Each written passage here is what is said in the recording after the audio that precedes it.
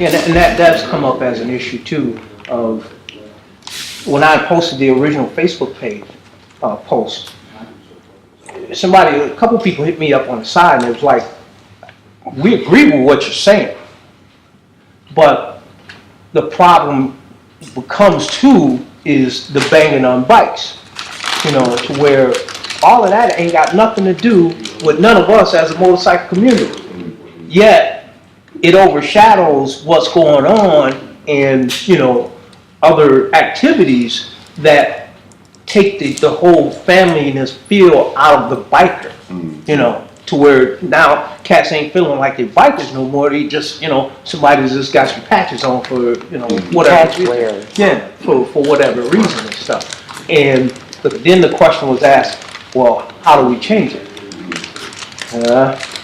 I didn't say I knew everything. Okay. Right? I didn't say I knew everything. I just said that I think it's time for us that inherited the set. We're inheriting the set from these folks. That's right. I feel that we haven't been vocal in that end. And I was one of them. To the point to where only thing I cared about was the 4 walls. As long as my crew was together and good to go, that's all I cared about, and the set will be what it'll be. That went on for a long while until I started looking recently. I'm like, you know what? My old school cats are retiring off, dying off, and this, that, and the other.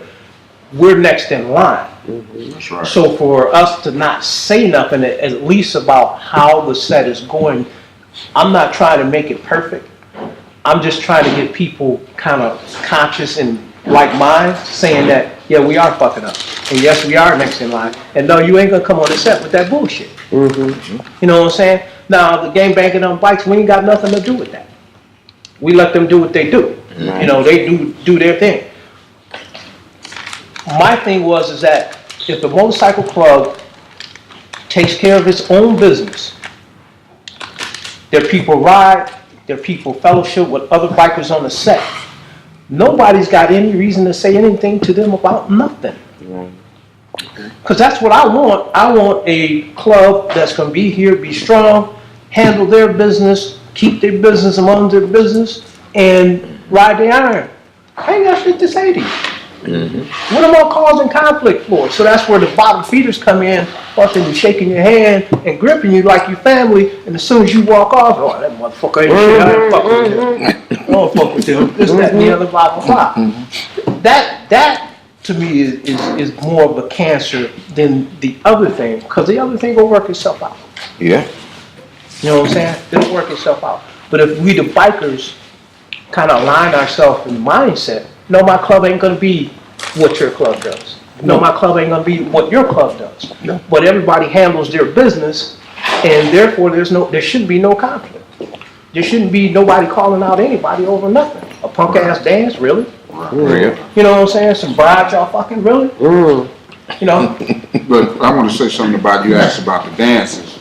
One of the things that their dances they used to have, and I was a shorty going in the bar, they had pride amongst their colors. When they put their colors on, they had pride. They used to have best dress contests. Sure. You know what I mean? They had activities going on in the inside. Yeah, exactly. It wasn't about like today. Most dances you go to today, everybody just parlaying. We're standing up against the wall. Yeah. It's not like get out there and shake your tail. One of the things I talk to my national about is like, our dance coming up in August, let's have a party. Let's not have just sitting up there just chilling. I miss the biker games. You know what I'm saying? Right. We don't have none of that. No. Like I said, they had best dress. I got pictures and footage of when they were in the clubs and in the dances and stuff. Jelly, Shotgun. They had on the Mighty Rams. They outfit was like some black, yellow tuxedo pants with suspenders and a cape. Right. You know what I'm saying? They had a cape on, you know what I mean? And they were standing up there just as cool as they want to be. But then when it was time to party, they were sweating. You know what I mean? Today we don't have that. You know what I mean? But how many clubs out there really feel good about their colors and respect it? You know what I mean? They just got it on and just doing whatever. Yes, we had dance contests and all that stuff, All that. dance and stuff like that. We Yeah. had different classifications of that too. It was You a had the party. older Sure. dance contest and you had the younger dance contest. Right. Shit like that, you know. Nah, nothing like that today. Like you said, everybody's, and I'm not a dancer, but I like the You can't activities dance. of it. Not that I can't dance, I just had to get a little jack to loosen me up. I'm with No, you. it's not that I can't dance, it's just that I like the activities. Yeah. Right. Especially when you go to some of the old school biker functions, you see the biker games and stuff like that. Now, when we was talking about the Met, that was my introduction Right. to the motorcycle Right. world. And old school party, hey, I was like, I'm with it, I'm with it. Yeah. Not to be had right now, Right. as far as any kind of biker dance or function like that, not to be had. Right. And then too, it became a point back in late '70s to mid '80s where actually the clubs were starting to like separate. If you were like back then, as far as black bikers go, there was other outlaw clubs but they didn't know there was outlaw clubs. Sure. Like the Jesse James gang and all them people from different other places and stuff like that. But here in the Midwest, all you had was Sin City, and you had the Hells Lovers and the Outcasts. You know what I'm saying? That was up in this area. Sure. And out of all of them, Hells Lovers was like the #1 club, and then Sin City was next. Then Outcast was formed because of Hells Lovers Sure. in that respect. And the Hells Lovers didn't even know that there was another outlaw people that was like them. Right. And they were right next in the next state next to them. That's what some of my old school cats, my OGs from Outcast, he was like, man, we were just kicking it. We was in, Detroit, and we was kicking and doing our thing and shit. And he said that he had a diamond on his fucking vest. He didn't even know what the fuck all that shit was. And he was just, he said they were just kicking it. And they were living in a different time. Right. He was like, it was just totally a different time, which I'm cool with. And not trying to relive or have the thing come back, because once the time is gone, it's gone. Right. I just think that right now we could have so much of a better set, but it's going to take those of us that are inheriting the set to say something. One of the things is right now you're overwhelmed with too many bike clubs today, especially in the African American community. Not a main club. If you look at the Caucasian clubs, it's just a few. Sure. Really. Then you look at the African American, it's thousands of them. Different clubs, thousands of them. Literally. That's exaggerating a little bit. Let's just take a round figure. Let's just say, about 400, which is real. That's Is that a later phenomenon, or because Right, it we is. talked about different clubs Right. that evolved in it. right. And I tell you the reason why that all came about, why that is that when I came, if you wanted to join a club, I couldn't have started a club back then. But you know what they would say? Oh no, you're gonna join this club or you're gonna Don't be at tap the over there, but you ain't And they finna start regulated. no new. And it was like I said, you even had this old club over here that they all rode Harleys, or you had this old club over here, they all rode British bikes, or you had this old club over here, and they was kind of like outlaw type people. You look at them like, oh hell, I don't want to fuck with them. Right. Then you don't want to ride the old ass, over here. And these guys ride all this over here. Then you got a club like with the Mighty Rounds was like, that's where we fit it in. So everybody, whenever somebody wanted to join a club, they went to one of those clubs that's pre-existing already because it was different. Now, unlike today where a lot of these clubs are the same. Sure. You know what I'm saying? You get mad at this person, you And join then you, jump up and then want you to start start another a club. That's all it is. But see, we wouldn't allow that years ago. That's all it They is. say, oh no. If you don't want to be in that club no more, then you just want to be in no club. Or either since you like to ride this kind of bike here and those people did do this and do that, go join that club. And that's what the person did if they wanted to join a club. Otherwise than that, they was freelancing. They didn't put a patch on. Sure. But is there a fix for that in the modern time? We live in a microwave Well, society, so everybody wants their shit 30 seconds or less. Well, you see, you can't regulate it like that no more because of the change of the laws and stuff. Okay. You know, with laws and stuff like that, because that's extortion and all kind of stuff Right. they can put on your ass now. Right. So now, seeing that that's not your modern day fix, okay? Right. Is there a modern day fix or something to apply that? Well, I tell you what, the modern day fix would be is this here, is that what you were just saying earlier. Do what you do. You like the way you party, and then you know there's other associated club that you like the way they party because they just like you are, right? So that's where you gonna party with. And don't bother with the ones the newcomers. In a sense. Because those other clubs, you guys are not gonna mix with them gangbangers. I'm not gonna mix with them gangbangers. Sure. None of that. Okay, a lot of even some of these other social clubs, I'm not gonna mix with. So I don't have a tendency. I don't go around them. If I go anywhere, I go with people around people that's like I am. Sure. And that's keeping it real. Cause I know the people I'm going around ain't fake ass and none of the other shit. They just like I am. Well, in the modern day phenomenon, I always hated that. You bring me 3 people, I'll give you 3 people, and this, that, and the other. And my idea was always, you know I fuck with you, and you having a dance and I can't get to you. You know I call you, be like, hey, I can't get to you, you know, have a successful dance. You know when I get back to you, I got you. And I don't have to worry about that. So I don't have to worry about you bringing me 3 people, we bringing 5 people, and we bring me only 3, and they. Right. I thought all that was just a bunch of horse trading nonsense. You know, if I genuinely fuck with you, I fuck with you. That's it. You know what I'm saying? And to me, that was the biker way. You know, Right. I guess I had a very old school idea about what a biker was. But that's the way it was. And that's the way it still should be. It should be. And you thinking and feeling that way right now. It should It's be gotta that be working way. because It should be that because I see how you guys operate. You see what I'm saying? Sure. And that's why I come. You know what? Anybody, a lot of people that's gonna be watching this shit here can tell you they don't see me at their goddamn clubhouse too goddamn often. Right. Because I'm not that one and go to them like that. Sure. You know what I mean? Because I got a different attitude about this whole biking thing. Sure. Versus, you know, so I stay away from it. Uh-huh. Like that, you know, every now and then I might just pop up somewhere. You see me 15, 20 minutes, half an hour, I'm out of there. Sure. Like And that's me, it. I'm not in nobody's club anymore. But I can pick and choose where I want to go. Sure. And it's just funny, you know how it go. You know, you don't have a patch on. Some of these new kids on the block don't even know who you is. They don't know who you are. Because I saw And you. I laugh. I saw you at Twisters, and I meant to grab you then, and by the time I turned around, you gone. Yeah.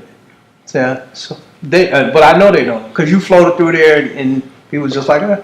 you know. But I know people from the older generation, Sure. the new generation. I don't know them. Well, I've purposely gone to people's set night and things of that with no colors on, Yeah. just to see, you know, just to see. And of course, the people that you mess with, they, man, what's up, Swole? Yeah. Blah, blah, And blah. then they looking like, who is that? Right.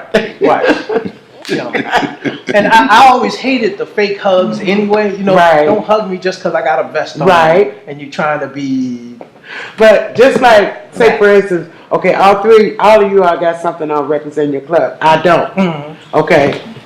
I've been in particular dances, and these new kids, I call them new kids on Sure. the block. They ain't kids, but Sure. I call them new kids on the block. They'll come speak to everybody bypass me. But I'm like, okay, this is fine. But It used to offend me to a certain degree at first. Sure. But it doesn't because I know who I am. right, exactly that. And you know what you've done. Good job. You know. What'd you say? Good job. Good job. Yes. Because I did more riding on lawn than these motor scooters.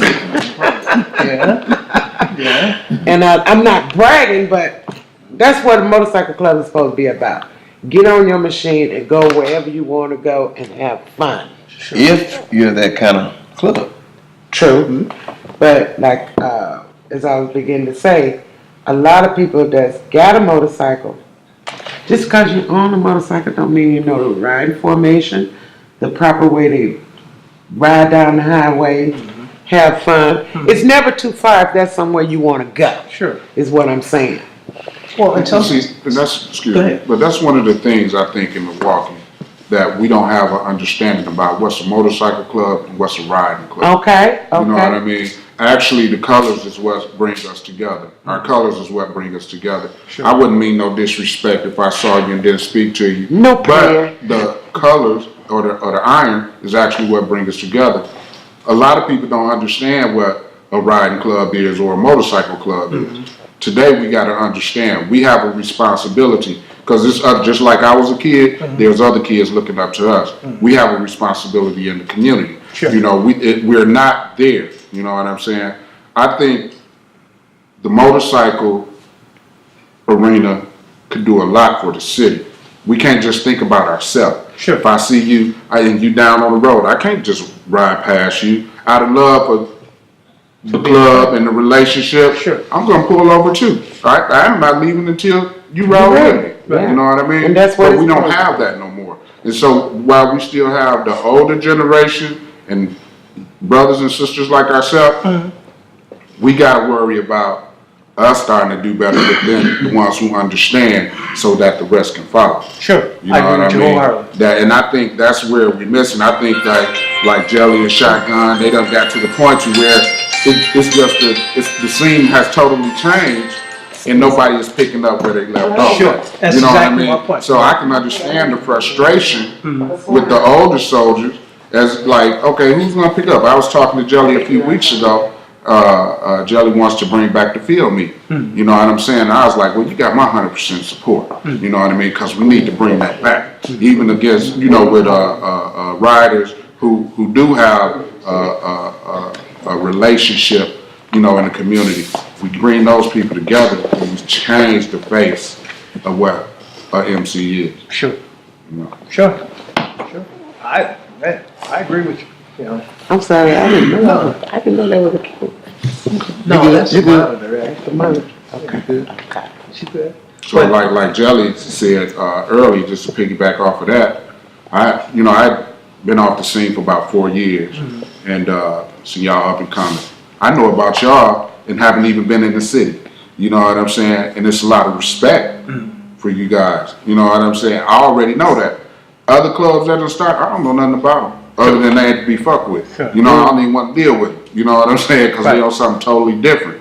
And so if we continue to build those relationships and have clubs that have respect, we could change the whole scene. You know what I'm Sure. saying? I guess I've always wanted us to represent each other well, represent our unit well, and represent our set well. And therefore, if we have like-minded people in that kind of time, in that mind frame, then we have a set that has now elevated itself. Right. You see what I'm saying? With Exactly. like-minded people saying that this is the way it's supposed to be done. And, you know, we try to have no ill will with anybody. You know, we try to stay neutral as possible. You know, Right. your war is your war. You know MC. what I'm saying? But at the end of the day, we're here to ride motorcycles and have a good time doing it. You know what I'm saying? Right, for And, sure. and some people just don't understand. Well, a lot of people show up for just fucking drama. That's just the And that's the bottom line. You know, Yeah. they just show up for fucking drama. Right. And when these people are led onto the set, either being one club or another, you know, the set takes another hit, you know, because this person doesn't have the good interest of their club or their set, Right. you know. Right. And I'm calling on those clubs to understand your personnel and what you really have and what they're bringing to the table. You know? So, but, you know, those that will, those that want to chase numbers will chase numbers. Right. You know, Right. it'll be just that, Mhm. you know. I often heard that to be in a club is not about the numbers, it's about quality. Sure, it's supposed And to. quality is what makes a club. You can't just say, I want all of these people. But all those people is not gonna fit in the avenue that we would like to go. And that's true, because you can go further with 5 that want to go and 10 that just want to hang out. Yes, please. Thank you. So that, and that's where all the people that thinking they're doing something new, you're not doing nothing new. There's nothing new under the scene of motorcycles, you know, your patch looks a little bit different, vest style change, you know, Yeah. bikes change a little bit and this, that and the other, you know, so now the fad is the fixed up bikes with all the stereo shit and this, that and the other, Yeah. blah, blah, blah, you know, so those type, thank you, sir. Yeah, I'll take a water, bro. Those type of things change. Bring him all the wildlife roads out the back. Right on, bro. I'm drinking all this more. But you know, speaking in terms of the different types of bikes these days, it brings me back to when I learned how to ride, I learned on two wheels. But then an accident made me go to trike. Okay. And I caught so much flack. So Sure you much. did. Oh, you riding tricycle, you got training wheels and it. Now a lot of those same characters, Sure. they got trikes. Right. I said, no, you didn't. Right. But to me, it didn't matter to me. I took it. Sure. But I didn't give a hoot because I know what I'm going to do with it. I might have an extra wheel on it. It didn't matter. Right. Because I know eventually they was going to come on board anyway. Right. Sooner or later they'll get there. You know, we talk about it, me and Tam has talked about this too, is that there comes a time where you can't ride no more, where you're sitting on the porch, you know. Or sometimes you have an element that won't allow you to be able to hold that two-wheel up. And that's another avenue to look at. Right. This one particular individual had got hurt and told me that they was getting a trike converted. I mean, getting a bike converted to a trike. Sure. And I felt it my duty to give him some pointers. Sure. Because since I was used to it and I knew which way to go, I want to pass some of this 401 over to you. Sure. And when I saw that individual getting over 3,000 miles, you know who I'm talking about. One of your members. Scrap. Hmm. I said scrap. I wasn't going to call his name, but yeah, I gave him some pointers because I felt obligated to do this. Because I knew the ins and outs of handling that highway on three wheels. And he came back when I saw him again. He said, thank you. I said, no problem. Sure. And that's what you're supposed to do. If you know something that somebody else will be helpful, Right. that's what I believe in. Sure. Without a doubt. Without a doubt. I just had to throw that out there because I can stick my chest out. But Good deed done. capable of doing that. Right. Nah, you know, it becomes one of those things. That's why, like I said, whenever you guys want to share short stories or anything like that, I feel it's important that these cats get that because one thing I'm trying to show them, there's nothing new under the sun. Right. You know what I'm saying? Yeah. If you're doing this MC thing and you're doing it properly, you know, there's nothing new under the sun. Yeah, motherfucker may come up with some more razzle-dazzle shit, but that's just what it is. Razzle-dazzle shit for a minute. The baseline to what we're supposed to be doing as fighters is taking care of each other, which we don't do this. Just the brother they love. The real thing about the biking world is that if you are a biker 100, you're brotherly love. Not 99%. You gotta be 100. And I say that is that I don't care who I see on the side of the road. If I see somebody broke down the side of the road, I'm I'm gonna gonna stop. and go back and see what's going on with them. I don't care if they black, white, Asian, don't give It a damn doesn't who. matter. Because that's just what I do. Because that's what I am. Sure. And there's so many others just like myself. I do that. actually, I don't care what kind of bike they're riding, and none of that. I don't care where I'm at. I had an incident that happened to me with one of those scenarios. I was on my way to Mississippi. I was leaving Boomland. And this guy, I forgot what club he was in, but he was on a Harley and I was on my Honda trike. And I pulled over to see if I could be assistant to him. He turned his nose up in there and told me to get. So he therefore want my help. What was wrong with him? He didn't He say. was broke down. But, He didn't want my help. but I'm saying, were you sure you broke down, or was he just? I actually Wait got for off the bike somebody. and walked over and talked to him. Oh, okay. And he said no, he didn't need my help. Oh, I said, okay. okay, fine. When he expressed it that way, I got back on my machine and continued on. Oh, okay. But like you were saying, we're supposed to help someone no matter what nationality they are. If they're sitting on the side of the road, evidently evidently they got a problem. So I'm subject to stop. Sure. You know, I have picked people up. I'm gonna say, one time I picked a person up off the highway off of 43 here. It was a guy and this old lady was leaving Daytona Beach from Daytona Bike Week. It was that time of year now. Now, man, this guy had buzzer look all the way back. I mean, all the way back. Now, how he ended up being on the bike is that the car finally broke down. First thing that broke down was their trailer broke down with the bike on it. Couldn't get in there. It took them a couple of days before they can get somebody to find, but in the middle of nowhere. Sure. They get another tire for the trailer and all that kind of stuff. And they get another couple of 100 miles. Then the car break down. So they got to get back here. So they leave the car and the trailer and everything. Took the bike off the trailer and got on the darn bike. And they get coming through here between Hampton and Silver Spring. The chain broke on the bike. Oh, wow. And I just happened to be going the other way. I was headed actually south, and they was headed north. And I saw him moving, I saw him pushing, so I went all the way back down to Capitol. He had to go to Capitol to get back on. So I came back around and stuff and pulled on and said, hey man, what's going on? You all right? Now I saw his chain, but I didn't know that's what that was laying in the road back there. I thought it was just something. It was starting to snow like hell. Sure. So he said, yeah, my chain broke. I said, well, where is it? He said, I don't know. He said, I looked for it and I couldn't find it. I said, I think I know where it is. So I go back around, come back around again, pick up his chain, and I thought I had a master link at the house that would have fitted. Didn't. So I came back, put his bike. I was driving the ambulance at the time. I was looking for the corner. He was picking up bodies picking and up shit. dead bodies. So we picked the bike up and put it in the back of the ambulance and took it back to my house. Okay. And then I got up the next day with my toothpick and found a master link. But then in between that time, him and he had to get back. They was going up to Economowalk, was where he was from. And he said, well, I can't spend a night. He said, but he said, okay, I leave my bike and said, and I come back tomorrow and pick it up. I said, yeah, sure, your bike will be fine. So he told me to drop him back off on 43. I took him to North Avenue 43. And I thought about it. I said, let me go back and make him come on back to the house, you know. Him and his old lady, because she was like freezing, man.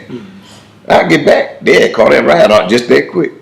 Somebody picked him up and took him up there, I guess, and they came back the next day. He came back, and he had a great big old box with him. Well, his parents, they owned that T-Fall pot company up there. And he gave me a great big box, and brand new pots and all that shit, man. But yeah, I picked up people off the highway like that. And I sit on the highway with somebody that I didn't even know until they help came to get him. We couldn't get him running. Sure. You know? Sure. So. Question. That's something, you know, one thing. I'm just listening. My sponge. Yes, your sponge. Yeah. You remember that time my bike broke down on me coming from up there? We was up at Ripley. And when I pushed that bike off in the ditch, I got lost. He was so goddamn cold, man. I mean, he was cold as hell. I pushed that motherfucker off in the ditch and jumped out there and hitchhiked. And they thought that I had ran off the highway. They was out there looking for me and shit. They saw the bike. I thought I pushed it in the ditch far enough so couldn't nobody see it. Right. But they saw it. And they saw the damn bike laying out there in the ditch. They looking all over the damn place looking for my ass. It was like in November. Cold as hell. That's when you seen that cow doing that burnout up there. Yeah, right. Damn, And we came back down 57. We came back to the road. Some kind of way, I don't know, we all got split up some kind of goddamn way. It was so damn cold, you couldn't see, your eyes was freezing up and shit. We like, what? Every other town we came through coming back, the police escorted us through. It was about 25 bikes. Well, there was a bunch of us. Yeah. The police escorted through every little town. Coming back down 57, coming from up there. When I got home, I was damn near froze. There's a white guy picked me up. First, we tried to put the bike in the back. He had a station where we tried to put that motherfucker in the back of it. I said, man, fuck this goddamn off in that ditch. That next morning, that Sunday, I went back there looking for the damn bike, and they didn't tell me they had picked the damn bike up. I said, goddamn, somebody stole the goddamn bike. See, back then we didn't have no phones. Right. We didn't have no cell phone. We had to find our way in where we went. We stopped at a gas station. So I go to the club meeting and we was having club meeting that day. I said, damn, man, somebody, because they still didn't tell me. When I walked in the damn club meeting, they had picked the damn bike up. Yeah, I said, man, somebody stole my goddamn bike, man. I said, what? Oh, man, we got the damn bike. Oh, fuck. Man. Yeah. That's a different time for real. But really, shit.